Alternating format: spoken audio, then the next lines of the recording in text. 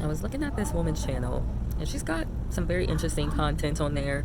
Some content that basically needs to be said concerning just the state of black women. However, there seems to be this whole universe that is kind of telling black women what they need to do, but no one is taking responsibility for what they need to do. And so this is why I made the video the other day concerning black women. I agree that black women need to stop laying down with men.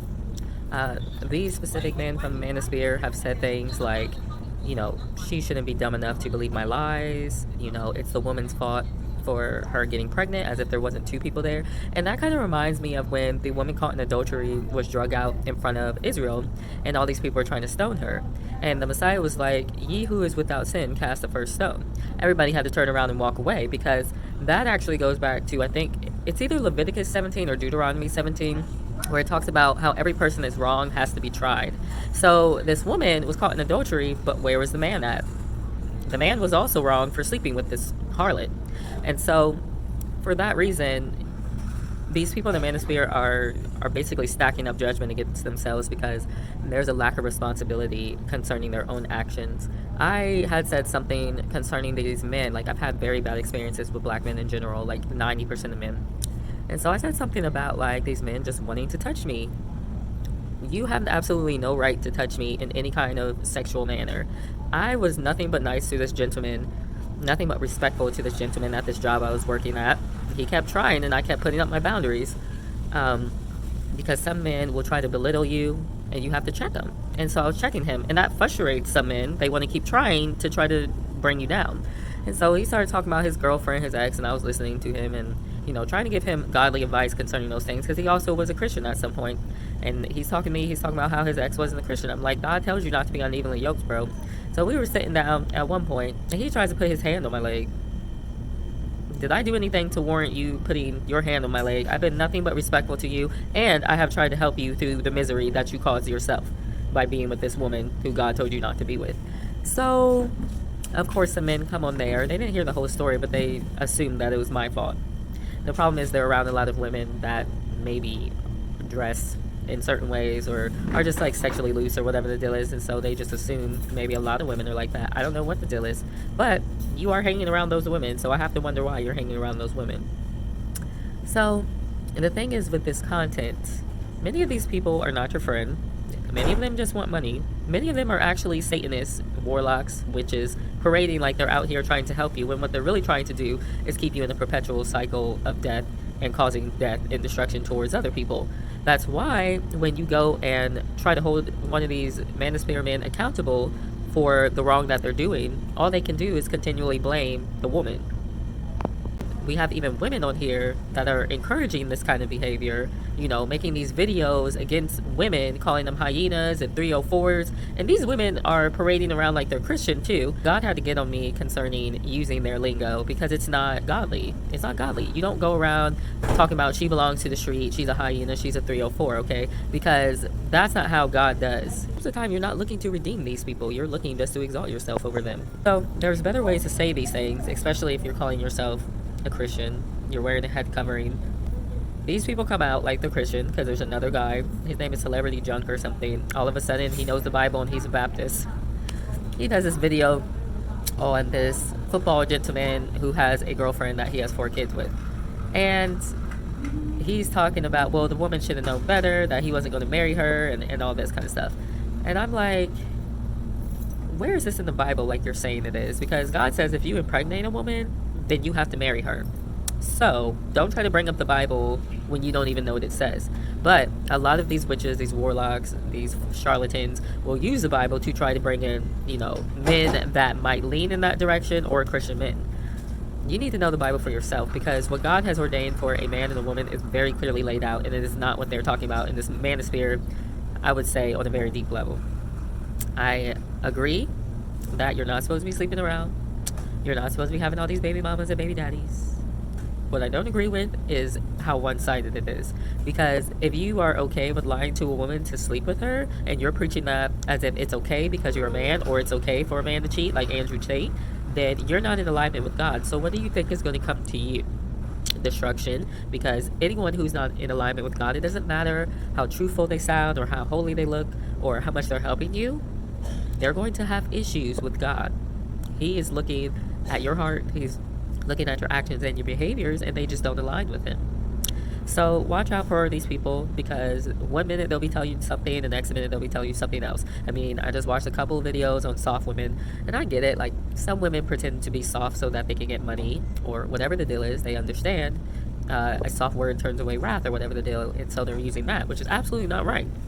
You should really look at a person as a person if you're doing that. And so the thing is, what it felt like to me is they were just throwing the whole thing out. It's like, all right, well, you want me to be a soft woman, but then I'm trying to be soft and it's not good enough for you, and you're basically trying to give me a self-fulfilling prophecy talking about I won't continue being soft. So what is it? This is how the devil works. He keeps people in this confusion. There's some hope, and then all of a sudden, well, no, that's not going to work, you know? And the devil banks on making you feel like there is no way out. But God gives a way out. If you are what they consider belonging to the streets, or 304 or hyena, God is the way out. And I know, because while I wasn't running the streets or anything like that, I ended up dating men for their money, and it made me feel like less of a person. They treated me like less of a person because, you know, they had that mentality that I was probably a girl that belonged to the streets. And so God had showed me very quickly, it only took like a month, like the difference between a poor man and a man that would do you good. When you read His word, He literally will cleanse you from the inside out, and I guarantee you won't even want to fool with some of these men that call themselves high value men, because you will see just how low value they actually are. So if you come to God, He's going to not only help you with any kind of issues that you're having in your life as far as provision, He's also going to help you with finding a husband. If you need money, He's a provider. He wants to be a father to you, so He's going to give those things to you in which are going to help you live a life that's going to be better than the one that you're living now. We have generational curses and trauma passed down from generation to generation, black men and black women, everyone in the world. But I'm speaking mostly to black men and black women, because a lot of us descend from the tribes of Israel. And just, there's a real struggle going on, and we're trying to figure it out, but we are using the wrong thing. But that's also how you know someone is not dealing with God that deeply, because God is not concerned about where I live. He's not concerned about how much money I make. He's not concerned about if I have a face full of makeup. He is concerned about my heart, and if I'm keeping His commandments in spirit and in truth.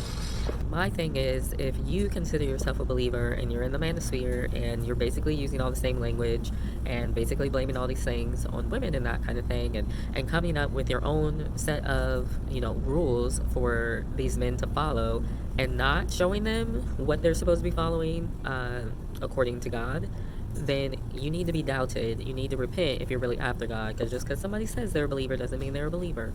You know, telling men that one of your 10 commandments should be appearance, when God says He looks not on appearance but on the heart, no, that's not from God. I mean, I just don't think God is going around blaming everything on the women, and I don't think He's going around calling the women 304s and hyenas. That's all I'm saying.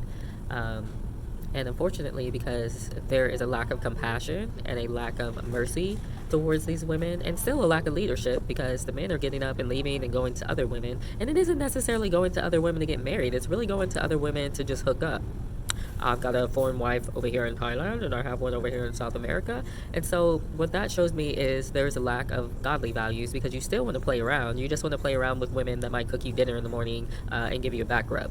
So unfortunately, destruction is still headed your way, because you're not in order concerning the marriage covenant. So if you love God and you're in the manosphere, you should be teaching these men God's ways. Not the next best thing, not the third next best thing, but the best thing, which is the way of God. Oh, and I think this lady tried to come for me living in a van, but I had a dream 4 years ago that I would be living in a van, helping women, and that's what I've been doing. And in fact, that van was given to me by God, as I had $300 from the man who God sent that had given me $1,100 for my car that had a transmission issue, way more than, you know, what that car was worth. And then this girl came up to me. She said, hey, here's $1,200. I feel like God told me to give this to you. So with the $1,500, I prayed for a van, and the next day my van showed up on Facebook for $1,500. And guess what I've been doing since then? I've been helping women. I travel. a lot of people are doing van life, so this isn't really something to make fun of. And I don't wash up in Walmarts. I actually have a Planet Fitness account where Satan likes to send a lot of his minions to Planet Fitness and try to deceive me. You know why? Because I'm actually under God. I'm not just, wearing a head covering and trying to look holy and righteous and, you know, wise in my mind type deal. All wisdom comes from God. All good knowledge comes from God. All good things come from God. I 100% believe that. And if you're a Christian out here in the manosphere and you don't understand those things, how God provides and how even Jesus and his disciples walked barefoot wherever they went and probably did not have a house most of the places that they went, then I can't say that you really are looking into the Bible like that, because it's all over the New Testament. So you guys be blessed and have a good one. Bye.